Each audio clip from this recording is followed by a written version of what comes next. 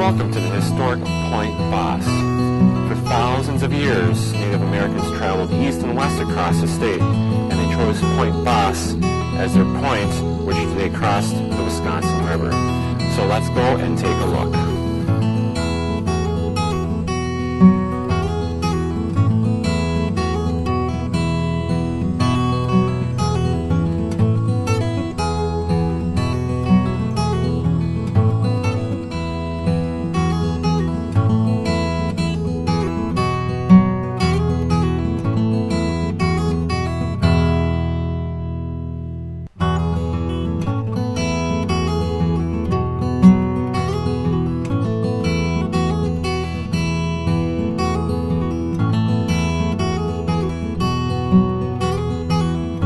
Here at Point Basse, we are here with Tom. Yes.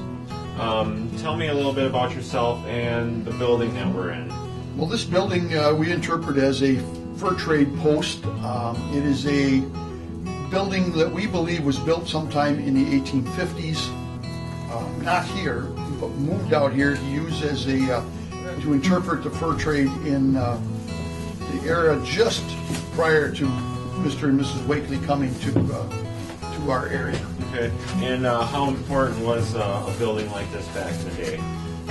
These were the first buildings that the first people that came to settle here used, because they didn't have sawmills and that yet. Okay. So this is the type of construction that would have been done by the Whitneys and maybe the Wakeleys early on before they built their home. Okay. And when was this probably last used up to? In the early 1990s. We were given the house because they wanted to tear it down and build a new house in where it was built along the river, just south of Buren. And they discovered that this building was inside of another building. Oh, jeez. It had been built around it on two sides, and a garage on this side and a kitchen and other area on that side. And when they discovered it was a log building, they came to one of our fellas and asked if we would want it. Okay. And we tore it down, piece by piece, numbered it, and then put it back up. Now that took several years. But sure. It was a real asset, I think, to our site, because it gives a little bit of, so that we can interpret just before the Wakeleys came. A little bit about the French-Canadian fur trading era that preceded them, and it's good to learn about that part too. Right. All right. Well, once again, thank you, Tom, for sharing that story with us. Thank you.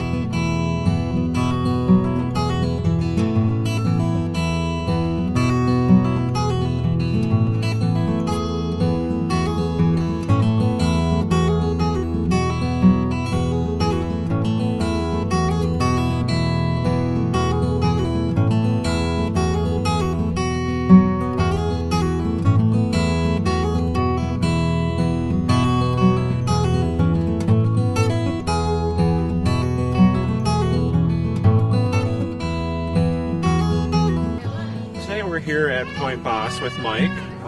Mike, can you give us a little history about? Sure. Let me give you a little history about the Wakeleys, Okay. and then also about us developing the site as it is today, as you see it today. The Wakeleys came here in June 2nd, 1837, and they came up the river, and we don't know why they necessarily stopped here, but the first rapids on the Wisconsin rivers at Nakusa, or what we call Nakusa today, in those days was Point Basse. So from this point forward, going north, you have to portage around all those rapids where we got our paper mills at today. So they stopped here, and they started a garden, and they brought their animals with them and started to grow things because they had starved to death. There was no stores. Mrs. Wakeley was the second white woman here, so it was very few people that, other than transient people, had come in and go out. You know, people that were loggers and things of that sort. They would come in here seasonally. So this was an opportunity for them to settle here. And the name Point Basse comes from low point. It's a French term for low point or shallow spot on the river. And it was a natural spot for the Native Americans to cross the river here at Point Basse. For 2,000 years, they crossed east and west because they could cross on pony or in shallow water, or they could walk across. So it was about the best spot in about 30 miles if they wanted to cross the river east and west. So it was what the Wakeleys were looking for in their day, was a natural intersection, like we see businesses today developing on corners. CVS, Walgreens, they're all on the intersections because there's traffic coming and going. It's easy access for them. Same thing for the Wakeleys in their day, as close as they could get to that. So they came here and they developed an inn that they built north of the house that we have here presently that's non-existent, and that was an inn where people could stay, because also at the same time the Wakeleys came here a few years later, that Plover to Portage Road was going through here. So from Portage, Wisconsin, north up and curving and following along the river up to Plover, Wisconsin, which was the county seat for Wood and Portage County. It was called Portage County at that time. And so they had travelers that were traveling up here by foot or by coach, and they also had the river, which is the main access. So the house faces the river because that's where most of the people are coming for, especially for the first 20 or 30 years. We had got the site in 1985. There was a number of people who were working on it, the Central Wisconsin Home Builders and some other people in the community. Dave Engel had wrote some articles about it in the newspaper about this site, and about the paper companies maybe were going to tear it down, or something was going to happen to it because it was getting to be a liability for them. And so the Central Wisconsin Home Builders formed an organization called Wakely Inn Preservation. That was the early name of us at that time. And in 1986, Art Burmeister handed over the keys to the site, and so we got the area that we're on now. We're on the east side of the creek, up by the schoolhouse here where we're doing this filming. On the other side of the creek is the land. We got 5.3 acres down there, and then in about 4 or 5 years they gave us some other land here, and then through the Carl Johnson and Barb Johnson, they purchased this land between where we're at and County Trunk Z. So we own about 18 acres here now. So we started developing it. The first thing to do with the house was to jack it up, because it had deteriorated the foundation beams and everything, and so it had to be jacked up, and we had to put new foundation beams on it. So it was a 3-4 year process. We hired an architectural historian who kind of tore the building apart to find out what was original, because any house that's 150 years old has been remodeled many times. So where walls are today, they weren't 150 years ago when the house was built. So we had to kind of basically tear it apart, looking for plaster marks on lath and that sort of thing, so we could find out where it was original and what wasn't original. So we started gradually putting it back together as we had the money for it, and it was completed. Plastered upstairs was the last thing we did, and that was about 4 years ago, and so now the house is complete. And in the meantime, the Columbia Schools moved in here in 1993. That was on property that was owned by John Dove, which is behind Rapids Ford today. Originally stood on the corner of Church and Highway 13. It was a school in the town of Saratoga from 1860 to 1960, until the consolidation of schools into the Wisconsin Rapids District, and that's when Grand Rapids and Rudolph and Seneca and all these one-room schools came into the Wisconsin Rapids District. And so then we moved that out here. We dropped the top and moved it out here, and put the top back up and started to fix this up. And It's got a basement under it. One side is workshop, the other side has got a kitchen in it, so it's very usable space for us. And then we built the 3-bay shed was the next building, and that's a model on the Grange Movement's building that they built in Minnesota. It's a 3-bay shed built in about 1850. This one is modeled on the same thing. And the next building was the blacksmith shop. And we had a blacksmith. Every community in Point Basse was actually a community recognized by the federal government. Had a post office from 1845 to 1850. Robert Wakely was postmaster. Not a post office as we think of it today, but in that inn that they had there, or the general store sort of thing, that's where the post office was. And in a lot of smaller communities, we find that yet today in New England states and some of the western states where they don't have a big community. And then that was built, and then we found out somebody was remodeling the house up by Strawberry Lane, and they found underneath this, and built within this house, a log cabin. Oh, jeez. And so they looked on their deed, and the property was owned by Robert Wakely. Whether he built the log cabin or not, we don't know, but they called us and asked us. They said, do you want it? And we had to get it out in about a 2-week timeline. So we took it apart log by log and numbered it and brought it back and sat in the parking lot for 4 years, and then we put up, and that's the trader's cabin today. So that was on property that was owned by Robert Wakely, but we don't know if he built the cabin itself. It was lined all with newspapers for insulation, all from the Civil War era. You could read about the battles in the papers because it was the old newspapers that I think was probably their best attempt at insulation in those days. Yeah. And the next building was the barn. And we put up a barn. It was modeled after the Hess barn. Bob and Joy Hess, west of Pittsville, had a barn, and we had started to move it, but we found out it wasn't good enough, so we got poles from Alliant and Solaris, and we built it with old telephone poles, basically is what it is, notched them. Pat Rush helped us with that. And we dedicated the barn about 3 years ago. And this last year, we built the warehouse. On the census reports, they talked about the Wakeleys having a warehouse because people coming up and down on the Portage to Plover Road and people up and down the river, steamboats came this far. And so what they did is they dropped off merchandise because they're going to go overland because of all the portaging. So there was a good spot for them to drop it off.